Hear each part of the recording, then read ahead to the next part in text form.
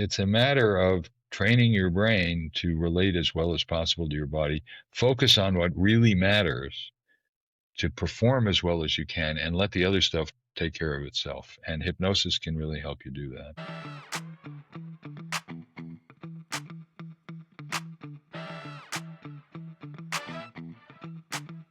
Dr. Spiegel, welcome to the Mental Training Lab. I'm really excited to have you here. Thank you, Pete. I'm very glad to be here with you. And I would love to open with a brief story so that we can really get into the meat of your expertise. I was a wrestler in high school, and we had an all-school assembly when I was maybe a sophomore. And during that assembly, our captain of the wrestling team, who was like a pretty stoic guy, he was a state champion, he's just one of those studs. He got called up in front of the entire school. And he is not a very playful guy. He was pretty locked down. And he ended up bouncing around and acting like a monkey in front of all of us after a hypnotist had done whatever it is that that type of hypnotist does. And so we asked him afterwards. We had practice after that whole thing went down, and he was a little mystified by the experience as well and couldn't really explain it. I thought at one point that it was fake, but he really stayed with the fact that he was hypnotized while that happened. I would love for you to help the audience understand what might have happened there, and then also draw the distinction between that sort of hypnosis and what we'll be talking about today. Sure, Pete. I'd be glad to do that because, it's one of the things that has frustrated me the most, and why I started Reverie, to make hypnosis available to as many people as possible, because it gets a bad reputation from exactly like the story you described, this lockdown, tough wrestler suddenly jumping around the stage like a monkey. And there's truth to what you saw. I believe he was hypnotized, but it's not quite what it seems. In fact, the very thing that people fear the most about hypnosis, which actually is the oldest Western conception of a psychotherapy, it's 250 years old. The first time a talking interaction between a doctor and a patient was thought to have therapeutic value. And yet people think of just the kind of scene that you talk about. And the good part of what happened there was that he got to try out being different. He got to put aside who he was, what he was like, the sort of fearless, tough wrestler, doing something that made him look kind of silly. And I don't like that, but there's a message there, because as a psychiatrist and psychotherapist, I love it when I get people into a position where they're willing to try out being different. And that can mean just being less anxious, less stressed. So, that guy wasn't anxious about wrestling tough guys, but he probably was a little anxious about how he would appear to people if he did that. And I'm sure he took some grief after the performance. Sure did. And what we know is going on in hypnosis now is three things. Intensity of focus. You're just focusing on one thing. It's like looking through a telephoto lens in a camera. What you see with great detail, but you're less aware of the surrounding. That part is dissociation. Now, you're hopefully doing that now. You have sensations in your body touching your chair, but hopefully you weren't even aware of it till I mentioned it. That's right. If you were, we could stop the interview right now. You're bored. So the dissociation allows you to focus more intensely, because you put outside of awareness things you would generally be aware of. The third thing, and the thing that is the most striking here, is that you turn down activity in a part of the brain called the default mode network. It's in the posterior cingulate cortex back here. It's a part of the brain that looks after your view of who you are, what your mother wanted you to be, what you should be. It's the sort of a checklist of things that allows you to normally do or not do things because you think you shouldn't, or you couldn't, or you wouldn't. That can be a real powerful agent for change. And so I found people who thought they were imprisoned by their anxiety or inability to sleep or their pain or their habit, to be able to just let go of it and surprise themselves. And that's what happens in hypnosis too. So you focus intently, you dissociate, and you suspend your usual belief in who you are and what you are, and you discover that you can be different. Yeah, Yeah, I was and really struck. There was no self consciousness at all while he was up there. Like he was just entirely in the moment, acting like a monkey. And it was so counter who I knew him to be. And mhm. so to your point, right, there wasn't that self-referential, what are people going to think of me, or how is all of this going to unfold? And it wasn't until he was finished with the experience that I imagine he was like, oh, I'm going to get teased for this. I'm sure he was, but as long as he didn't start to grow hair all over his body, I think he could recover from it. He was safe. Um, Yeah. it is though it's striking and it's powerful. But I'll give you a therapeutic counterexample. So, a woman entered one of our studies with the first Reverie app that we did to help people stop smoking, and she was interested in being in a Stanford study, so she signed up. She said, "I smoked for 25 years. I didn't even want to stop." And the first time I tried your exercise, which was to go into self hypnosis and tell yourself, for my body, smoking's a poison. I need my body to live. I owe my body respect and protection. I would never put hot tar and nicotine smoke into the lungs of my baby or my dog. Why would I do it to my body? It's as innocent as they are. And so the first time she said I didn't like it, but I went home and I tried it again. I lit up a cigarette. I looked at it and I said, who needs this? And I put it out and I have not had a cigarette since. And she said, Doc, this is some kind of crazy ass voodoo shit. And I mean that in a good way. Yeah. And she's now helping her friends to stop smoking. So Hmm. she was stunned that she could and did do that. And it's that capacity that we have that we don't use enough to let go of our usual presumptions of who we are and what we are and what we have to be and try out being different. So Yeah. the element of surprise is a part of hypnosis. Mm. And you started to tease out the difference between, clucking like a chicken or acting like a monkey versus clinical hypnosis, but can you draw a real fine line between those two? Sure, sure. Well, I don't use hypnosis to make fools out of people in front of an auditorium full of their friends. I don't like it. So we use it in a way in which people can learn very quickly how hypnotizable they are. Not everybody is equally hypnotizable. I'm guessing your friend was quite hypnotizable. And Mm. one of the tricks that the stage hypnotists use, by the way, is they don't just take anybody and do this because they can't. What Hmm. they do is they call people up, or they'll when they're talking, they'll sway back and forth and look at the people in the audience who are swaying with them, Ah. to find the maybe 1 out of 4 people who are very hypnotizable. Then they bring them up on the stage and do that. So he was, I'm sure, not the first person he interacted with during that performance. And so people who are very hypnotizable can do things like that. People who are less hypnotizable won't do things like that. They may benefit from hypnosis, but it's not to the same extreme dimension. Yeah, and it sounds like this can be aimed at all sorts of therapeutic benefits, and we'll get into some of the well-being and performance benefits around hypnosis and Yes, self-hypnosis. you Uh, bet. and there's, I've heard a lot of stories, that go beyond sort of the clucking like a chicken. I remember Yeah. hearing that a gentleman self-hypnotized and then went in and had a full surgery while awake and without anesthesia. And so are some of these Yeah. things possible under a hypnotic Um, state? I'm here to tell you. My wife, who's a brilliant stem cell biologist at Stanford, Helen Blau, wanted to be in control of delivering our 2 children, and she didn't like the idea of being anesthetized. And so I taught her to use self hypnosis. I was with her and throughout, and she had both of our children with hypnosis as a sole anesthesia. She was in control of it, and I had no pain at all. I was fine. She would say, "Hey, I teach pharmacology. There are drugs for this." Halfway through, and I said, "You're floating in Lake Tahoe, cool, tingling, and numb. Filter the hurt out of the pain." And our son Dan, who is now a robust architect, was 10 pounds when he was born, and that's Wow. a Yeah. lot of weight for a first child. So, yes, and in fact, prior to the introduction of ether anesthesia, inhalation anesthesia, hypnosis was one of the major means of how it was one of the best means of helping people through surgery. The alternative at the time was getting people drunk and having four burly guys hold them down while they were operated on, which is not a lot of fun. Oh, I'll take So hypnosis over that.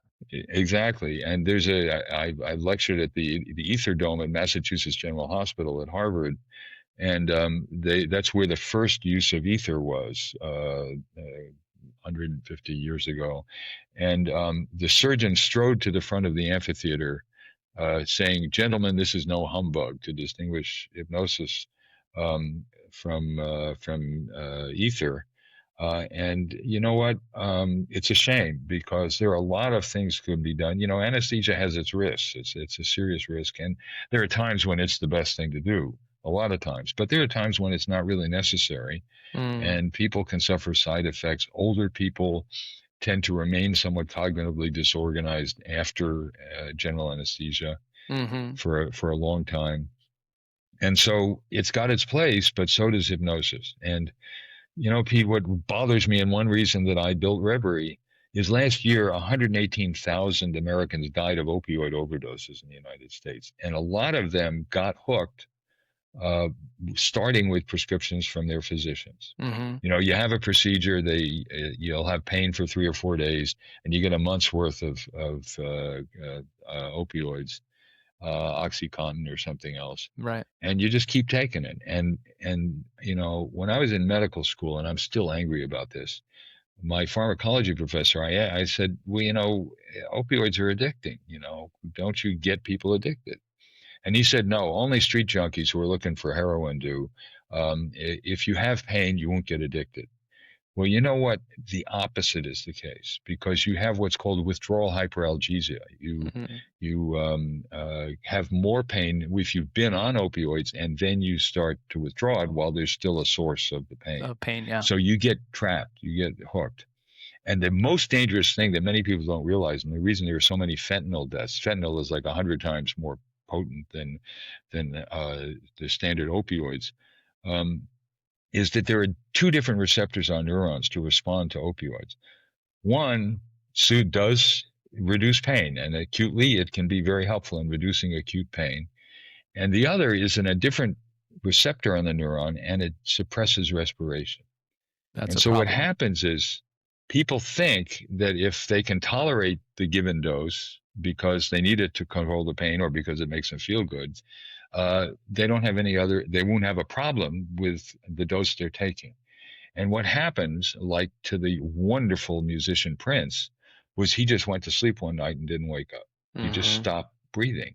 Mm-hmm. And so it's very dangerous. And so there's a place for opioids, but it should be in acute care and in modest doses.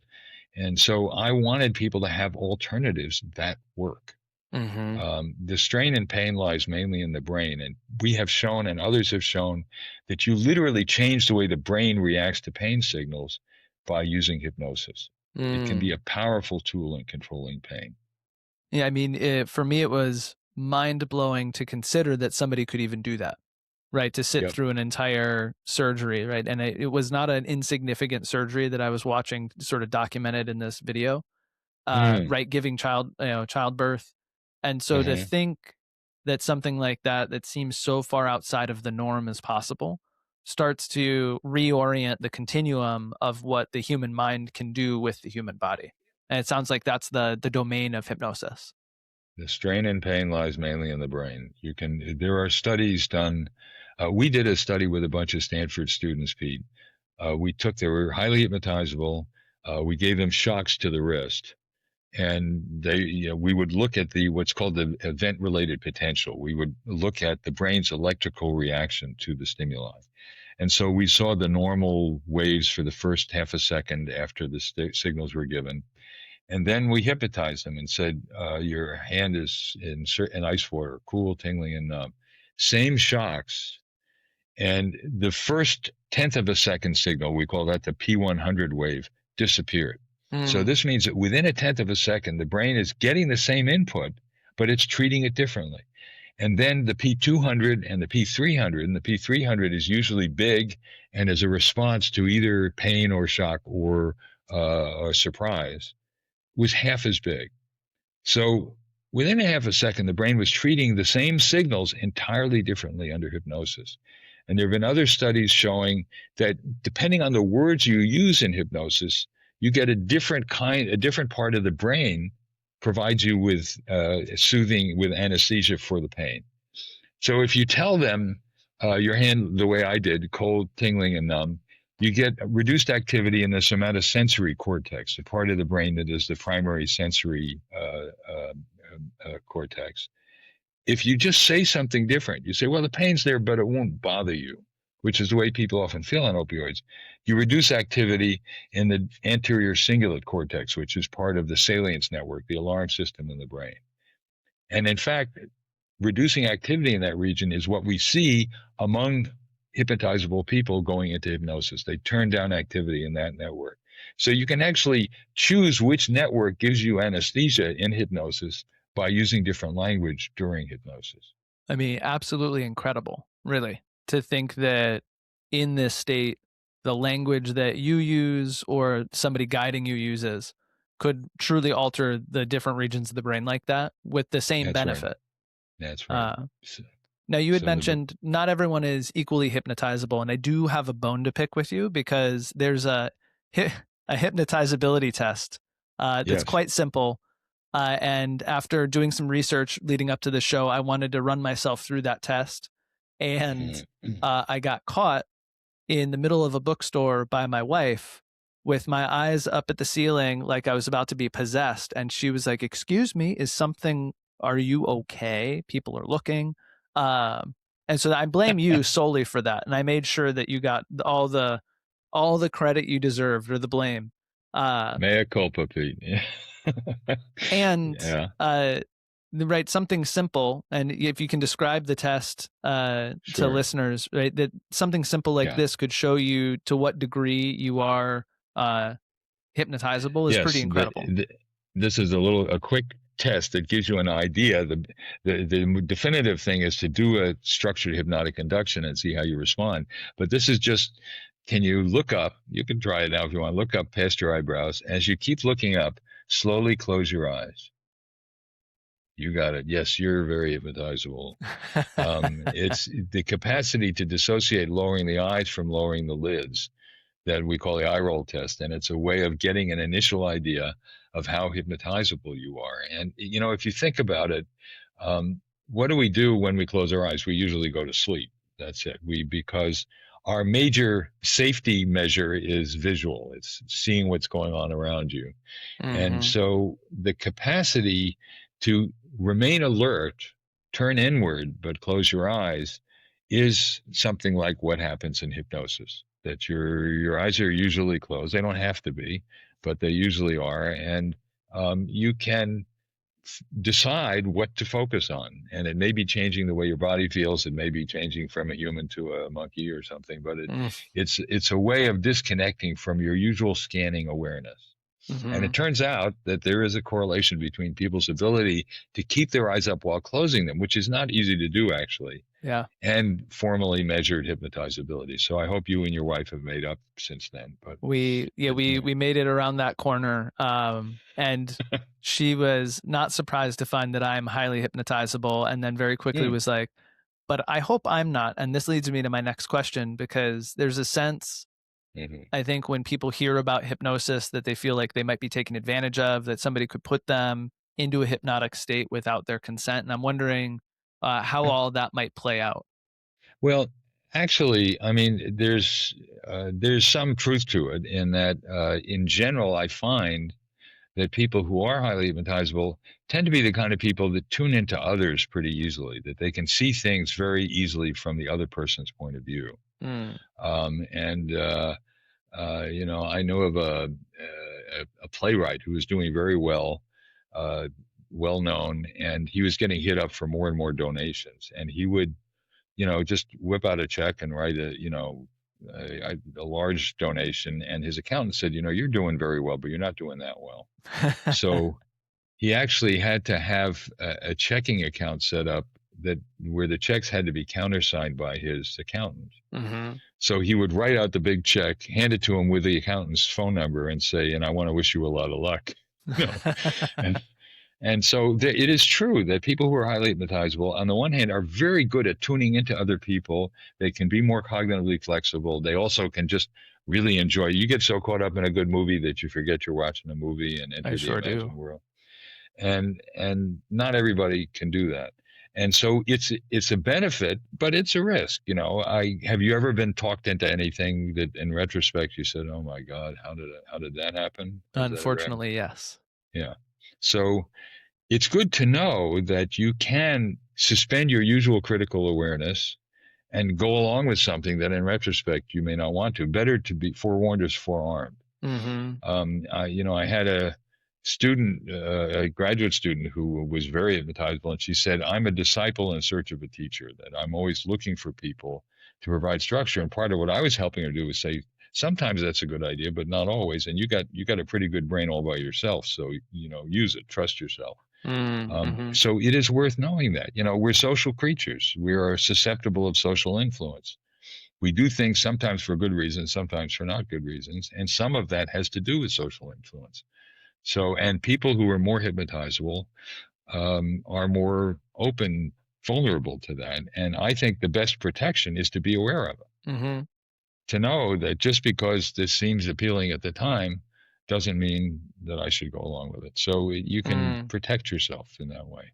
Yeah, so the sense that if I'm highly hypnotizable, I might resonate or start to find myself on the same wavelength with others, and that others might use that for nefarious purposes, right? Somebody armed as a salesman with some neurolinguistic programming techniques might be able to get me into the yes set faster, That's something like that. exactly right. Yeah, Very well stated. And that's the case. So if that is the case, it's good to know about it and yeah, to make a deal with yourself. I will never agree the first time something is proposed to me.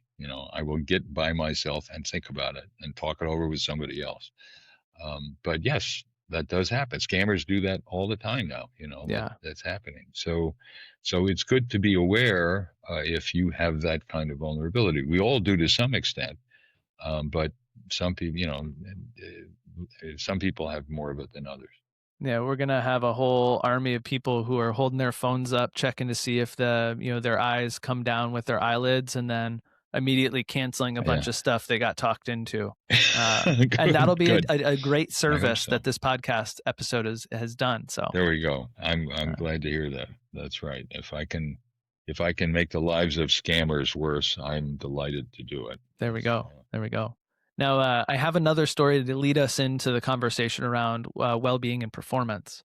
sure. Uh, So I had a professor in grad school who has won the 1984 gold medal in English match rifle at the LA Games, um, and Hmm. and Ed keeps that gold medal in a shoebox on top of his fridge, and so he's a wonderful, interesting man. And in class, he was walking us through a number of different performance enhancement techniques, and hypnosis is near and dear to his heart. And Hmm. so he pointed out and shared with us as we were exploring what that might look like that he had actually hypnotized himself leading up to both the world championships that year and during the Olympic performance. And Yeah. that he was able to use hypnosis to get him into a state where he was able to be hyper focused, right? Dissociated from everything that wasn't just executing the task. And then the ability to lose some of that self consciousness. Hey, this is the Olympics. And if I win a gold medal, right, that means something, right? That started to fall away. And Right. so all that's to say, like, there is certainly power and applicability within performance and well-being in the space that the listeners are really interested in for hypnosis, and I'd love to start teasing some of those applications out with you. Thank you. That's a wonderful example, and it's absolutely right. And you described it very well. That the idea is to not let yourself get distracted by the implications or the meaning or what if I do and what if I don't, and allow your mind and body to work together as well as they can just on what you want to focus on. Tiger Woods, he did self hypnosis every time before he took a shot. He would focus on how he wanted to hold the club and connect with the ball. Rory McIlroy had, was a very accomplished golfer, but he kept blowing it in the Masters Mm. because 7 years ago he had just had a terrible shot and the ball wound up in a tree somewhere. And Mm-hmm. every time he got to that spot again, he would blow it again. And he actually started using our hypnosis app Reverie, and then hired himself a personal hypnotist. And he was able to focus that, to just put aside the humiliation and frustration that came with that, and just focus on the mechanics of the shot. And he won. He won the Triple Crown. He did it finally after 7 years.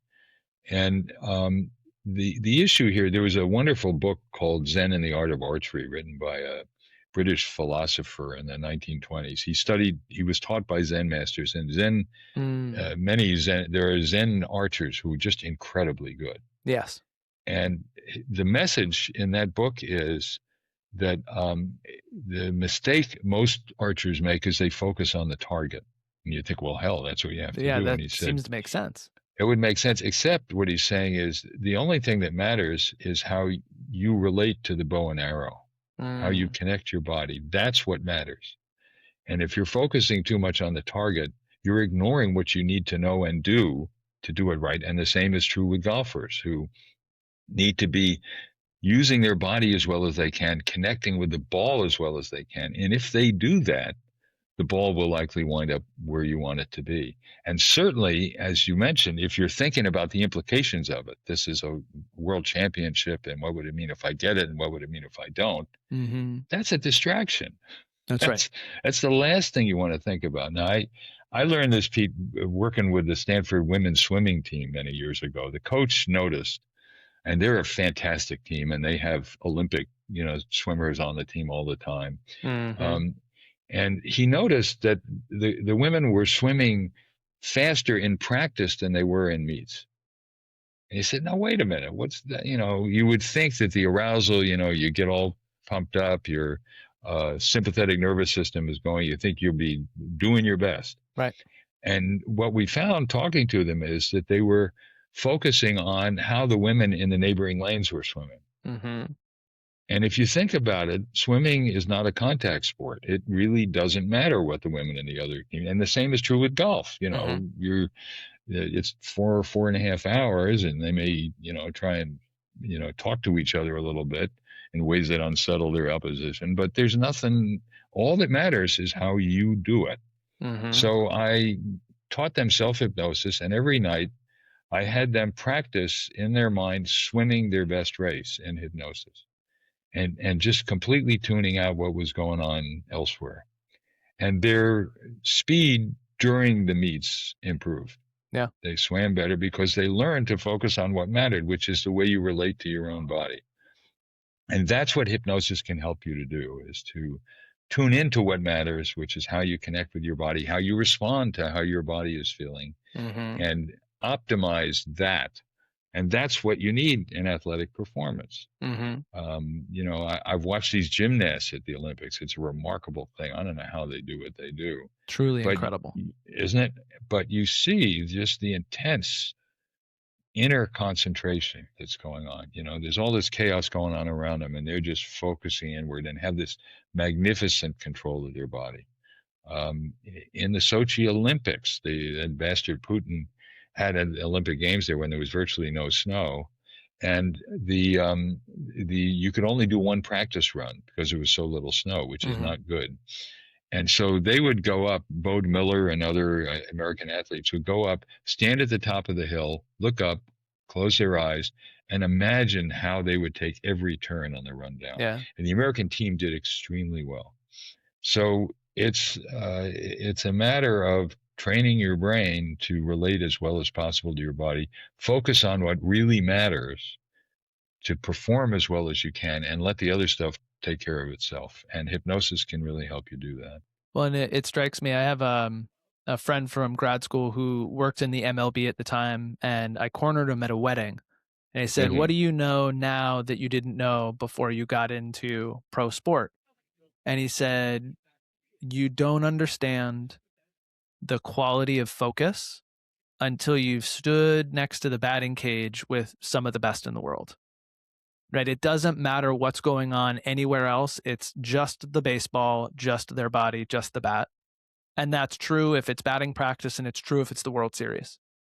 And I think, in my field, we often place this on attention control. And so you might teach someone to meditate to support their, the attention muscle to get a little bit better. But there's a certain quality of focus that you're speaking to that you might find in meditation, but that there's a deeper immersion that you're speaking to in terms of like everything else falling away.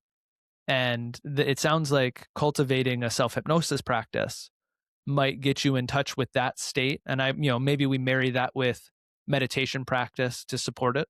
Because there's been a lot of benefits to those practices as well.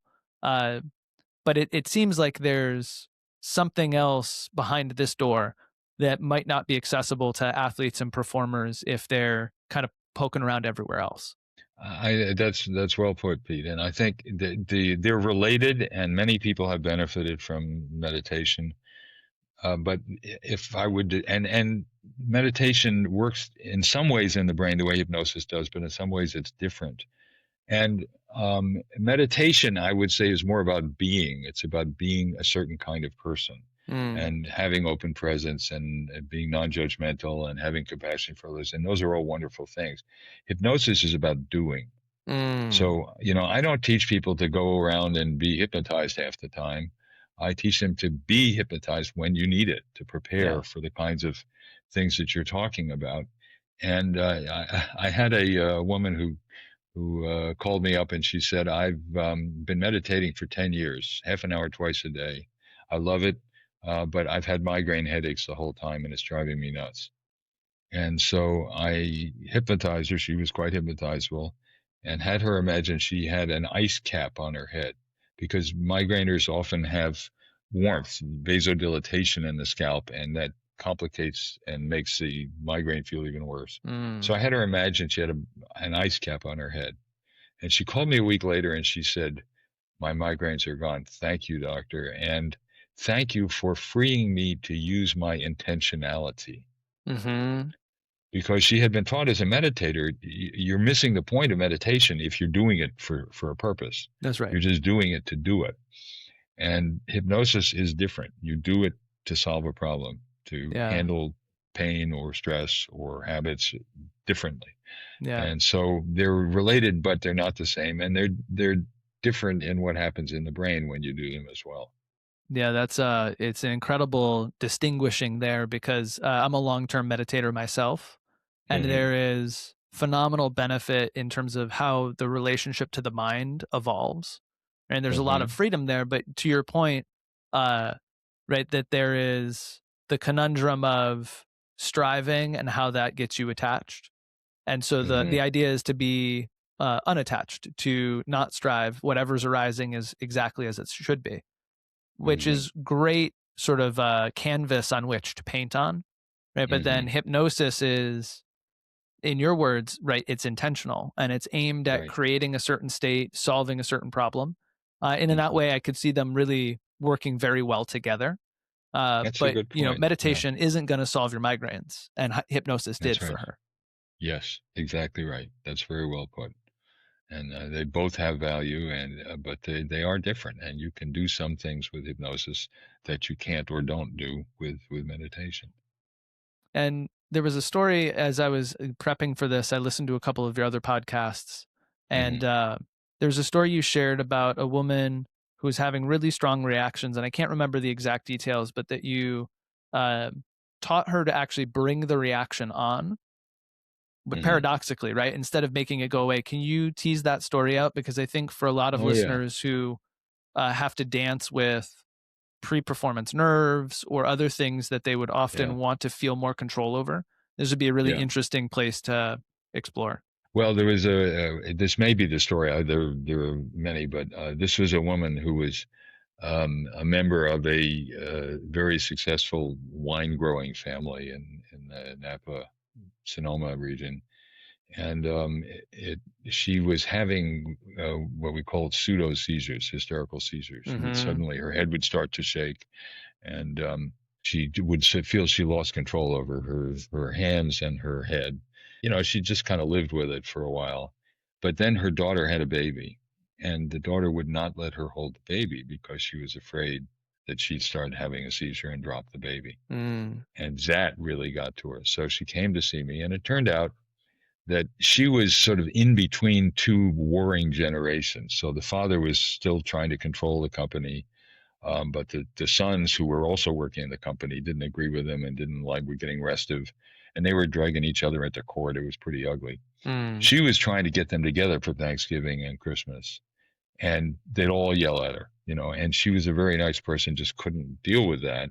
Um, and so I said, we're going to do two things. We're going to help you learn to control the seizures, but first you've got to deal with this family problem. And what I would suggest is that when you hang up every time your father yells at you, and she would call him every day and try and soothe things. If you hang up on him, sooner or later he'll get the idea that if he wants to talk to his daughter, he better be more polite. So she started doing that. And I said, now, I want you in hypnosis. I had her go back to the last time she'd had the seizure. And Mm-hmm. sure enough, her head starts to shake and her hands shake. And I said, good. So now what I want you to do every day is sit down or lie down, go into self hypnosis and start your seizure and make it smaller and smaller and smaller. And so she did those two things. And her father just stopped yelling at her because he wasn't going to talk to her anymore if he didn't. Mm-hmm. And she was very proud of the fact now that something that she feared and hated, and the more she did, of course, the worse it got. The less in control she felt. Mm-hmm. So she couldn't make it stop initially, but she could make it start, and she did. And gradually, the seizures got smaller and smaller until they just stopped. Mm. And she is now holding, well, not a baby anymore, but she got to hold the baby. Yeah. And so you can teach people that they can control it, not by instantly making them stop, but making it start.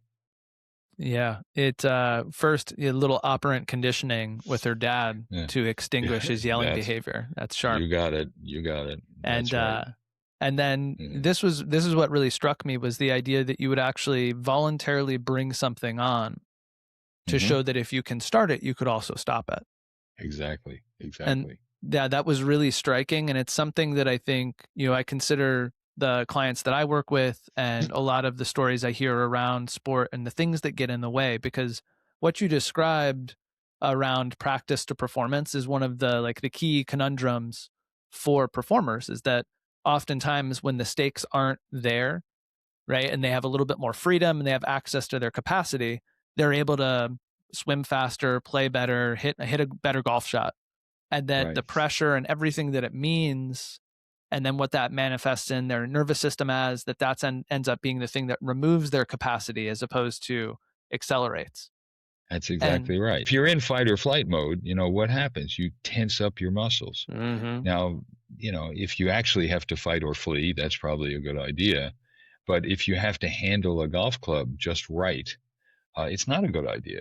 That's introducing noise into the system because you're not just concentrating on how you want to maneuver the club. You're also feeling tense, and you're making it harder to do that. And yeah, then you see that and you get frustrated. Part of it is the sort of snowball effect of mind and body stress. that's right. So if you get stressed, we treat all threats and stressors as though they were physical Mm-hmm, threats. And that's because, from an evolutionary point of view, we're pathetic physical creatures. We don't run that fast. We don't smell that well. We don't see that well. Owls can see things, half a mile away. They could read a newspaper, whereas we could barely see it. So, animals, bears smell a hell of a lot better than we do. So our vision is our major defense, and our general tendency to react as a fight or flight reaction when there's any kind of stressor probably kept us alive in mm-hmm, prehistoric days. But now most of our stressors are not physical, they're psychological. Yeah. So the fact that we react as though we're fight or flight actually interferes with our ability to handle whatever the stress is. And what you can do with hypnosis is start out in dealing with a stressor of soothing your body first. You may not be able to control the stressor, your boss yelling at you or, some disaster happening in your family, but you can control the way your body reacts to it.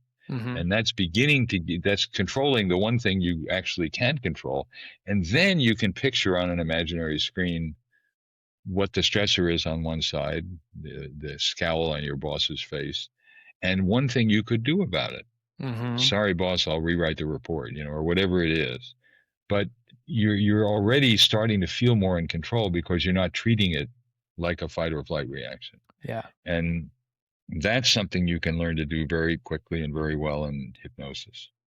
Well, and to piggyback off of that, but I think that I find with a lot of performers that there's an avoidance that becomes habituated Right. because of that snowball effect, right? If it's here and now I'm stressed about the stress, and then there's a bad swing, or right, just the sensations I have don't feel right.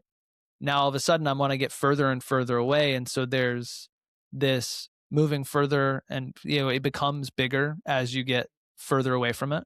Right? It's like the Mm-hmm. boogeyman. When it's under the bed and you don't look, it can totally control you, but as soon as you peek, you go, Right. all right, well, it's not, it's just a couple of dust bunnies. It's And mm-hmm. this idea of being able to bring something on, and then that act of inviting it in being a flag in the ground of control, and then saying, okay, now that it's here, Right.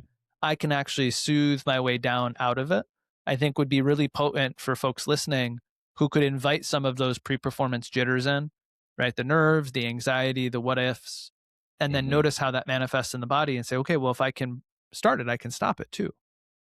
That's exactly right.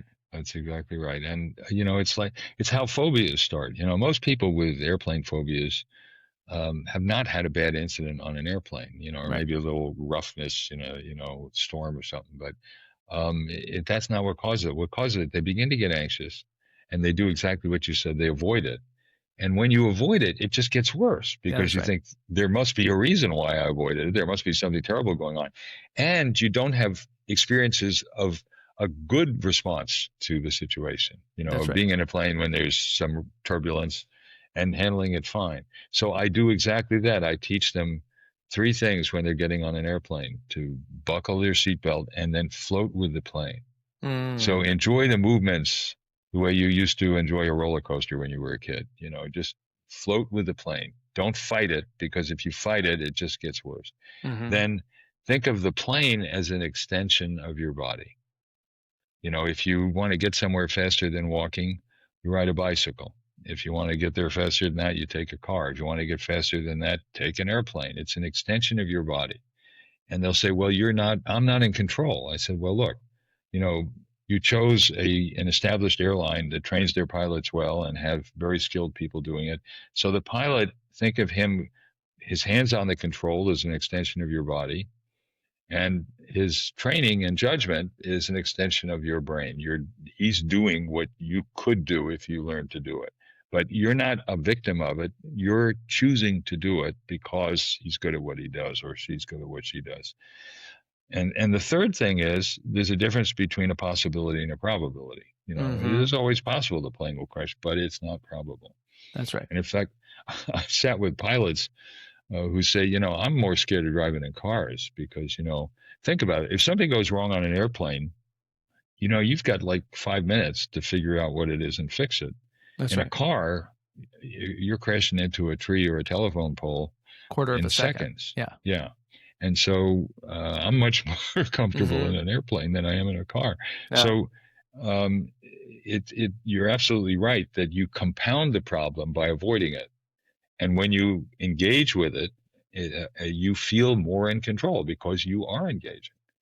And so that's exactly right, that you can just have them reprogram the way they're going to deal with the problem and do it better.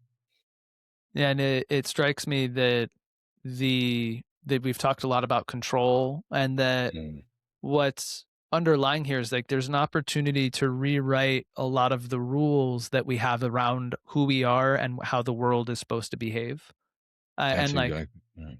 like to have that power to hold that pen is I mean, it feels phenomenal. And I can name you as we start to move into the discussion of reverie in particular. So Great. I picked it back up about a month Hmm. ago, 6 weeks ago, and I've Hmm. spent a lot of time teaching relaxation scripts and moving people through these types of things, body scans. I do yoga nidra regularly, and in Hmm. the first 5 minutes of the first induction I did on the app, uh, just a few weeks ago, I had some sensations in my body of lightness and floating and relaxation that I hadn't been able to access in a really long time. It reset that end of the continuum for me in terms of Mm. like what actual relaxation feels like. And Mm. so I've been really impressed with the app and the way that it receives input and then incorporates my language into the induction to bring me a little deeper and a little bit more into my own space. And so I'd love for you to share with the audience what the app is and why it came about. Sure. Thank you, Pete. That's a great description, and I'm so glad to hear you say that. About 5 years ago, I was giving a talk at a brain body summit at Stanford, and Ariel Polar, who's an MIT grad and a Stanford Business School grad who helped to start Strava, which is a very successful cycling app, Mm-hmm. came up to me and said, "Hey, would you like to build a hypnosis app?" And I said, "Oh, that sounds like a good idea." And if you're a professor at Stanford, you just have to have a startup, and I was a little late on that. So I said, You had to be in the let's, club. I had to be in the club. So he said, Amazon is making it very easy to program Alexa now because they want more people to use it. So well, let's build it on Alexa. So we did. And we found that 1 out of 4 people stopped smoking the first time they used the Alexa app to stop smoking, and the rest cut down their average cigarette intake by about half. And I thought this is not bad. So Ariel and I formed a company, and Reverie has now been in business for about 4 years. We've had like 1.5 million downloads, and we're finding that we really help people with stress, getting to sleep, staying asleep, getting back to sleep, stopping smoking, handling pain, and just enhancing focus as well. And so we're very excited about it. It's you just go to reverie.com on the web or go to the App Store, Google Play. The first week is free. You can try it out, see what it feels like. And you're right. In the last year, Pete, we've put a lot of time and effort into adding AI to it. It was always interactive, but now it's really interactive. So you can Mm-hmm. ask me a question, you hear my mellifluous voice, and I give you an answer and give you instructions of how to do it. And we're finding that people feel better very quickly. The nice thing is, right away whether it's likely to help you or not. It Mm. doesn't. You don't have to wait and see. You can feel it. The average reduction in stress and pain is 15% in 10 minutes. You can feel yourself improving, and it's quick and it's effective. And so this is my legacy uh, program. I want as many people as possible to be able to use hypnosis because it's like this hidden talent that most of us have, and it's underutilized. And it's so much. It's effective. It's safe. There's no side effects. I mentioned, 118,000 Americans died of opioid overdoses last year. Pain is a terrible problem. Um, we have not succeeded in killing anybody with hypnosis so far. It's safe and effective. And the drugs that are used to treat these kinds of problems, anxiety, stress, insomnia, pain, are all habit forming. Mm-hmm. So even if they're good at the beginning, they can create problems down the road. And hypnosis is not. You can use it when you want it, as quickly as you need it. And so I'm hoping that as many people as possible will take advantage of the opportunity to use this powerful tool. And I love your description of it. It was a beautiful summary of it, and your observation that you can feel things happening rapidly that haven't happened in years of meditation practice, which does other things well, but this is fast and effective. Yeah, I'll say we've never on the show uh hyped an app or anything like that. And the only reason I feel comfortable doing it is because I tested it back in 2020 or 2021 when I first heard about it Hmm. through Huberman Lab, and was Hmm. really interested because I have as a young kid, actually spent some time learning how to hypnotize myself because my dad had done some of that clinically. And so I Uh-huh. was like an 8 year old, staring at a white dot with my arms up as I was going to sleep, listening to a Eh, guided, relaxation script. And I love it. and so Uh, I was tuned into it when I was younger, and then I lost touch, dabbled a little bit in grad school, and so when I first heard about it, was really interested and used it, mhm. uh, and then again, as can happen, fell off of it. And when I re-downloaded it, and the AI piece is a little uncanny because of how well it responds. So Right? I'm It's glad.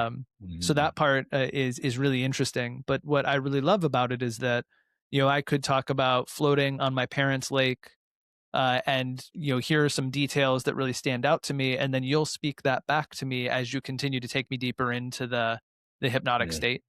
yeah, And so all that's to say that I wouldn't be talking about it here and yeah. urging folks to try it out if I didn't think there was a tremendous benefit to Great. experimenting. And to your point, the first 7 days are free. Mhm, I'm not going to get anything if somebody signs up for mhm, this, and so there's no mhm, skin in the game other than especially naming stress, enhanced focus, and then sleep is another big one that you just touched on. Uh, mhm, a lot of the professional athletes I've had the opportunity to interact with because of mhm, the way that the pro schedules are can really struggle with moving time zones.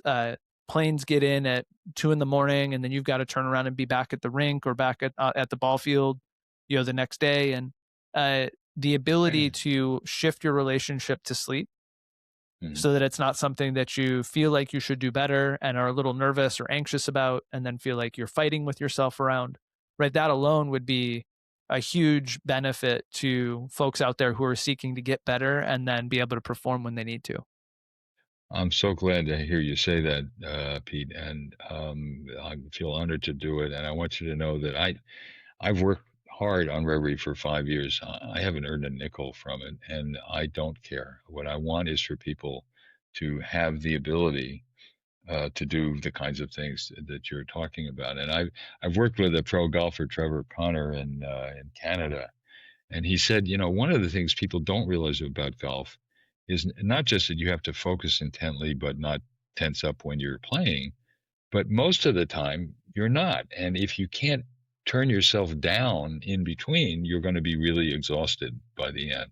And that also means getting a good night's sleep at night, but defocusing after you've taken your shot Hmm. and then kind of gearing up again. So it's being in control of your level of arousal, which you can really do with hypnosis. And so it's that capacity to regulate your attention when you need it and turn it down when you don't. And that includes when you're going to bed and not sort of rehashing the day or the what's coming up tomorrow, but just letting your body and your mind float and relax. And you do it not by, telling yourself relax. That's usually when people tell me to relax, I get nervous. It's That's right. more affiliating with an image that naturally comes with brings relaxation with it, floating in a bath, a lake, a hot tub, or floating in space.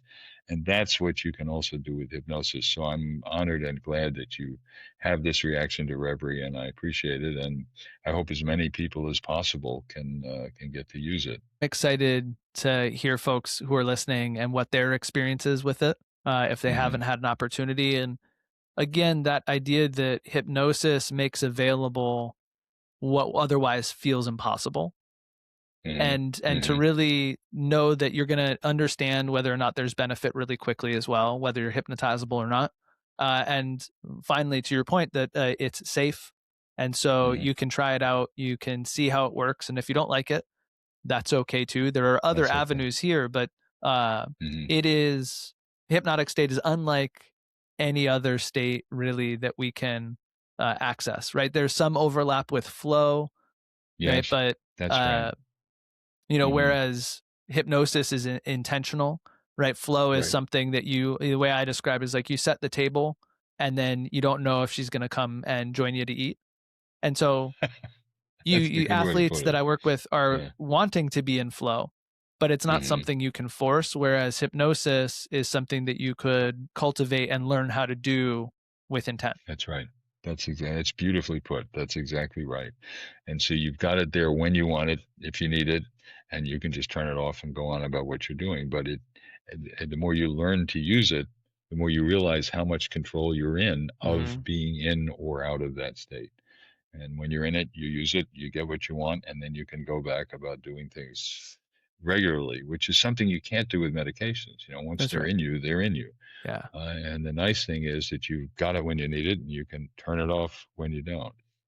One, I would suspect that folks who are training their self hypnosis and are Mm, improving their ability to find that hypnotic state probably are also more likely to access flow spontaneously. And it's kind hmm. of like once you know your way to a certain spot, you don't have to look at Google Maps. And I feel like those neighborhoods, hypnosis and flow, are pretty close by. And Yes. so, I'm not in the research game anymore, having left Hmm. academia. But if Hmm. folks are listening who would be interested in doing a research study like that, I think it would be Hmm. really interesting to Yes. see whether it's the brain patterning around hypnosis and flow state, or just looking at whether or not people who are practicing hypnosis are more likely to access flow. Yeah. I think it would be really interesting and certainly of interest to the performers out there who want more flow in their lives. That's exactly right. That's very interesting, and I think you're right on about that. I think it is likely that there is overlap, and that people who want and like flow can trigger flow-like experiences when they go into a hypnotic state. And some of it may happen spontaneously or doing the things in Csikszentmihalyi's book, but Yeah. other things there is overlap, and you can get into a similar state. It's sort of non-judgmental awareness. He calls it autotelic, that you do it just because it feels good. That's You're right. not worried, but it's got the same thing that we recommend in using hypnosis with athletics. Don't think about the outcome. Think That's about right. the process. Just get into the process more, and that's a flow-like state. You're doing it because it feels good, not because you're doing it for some end or purpose.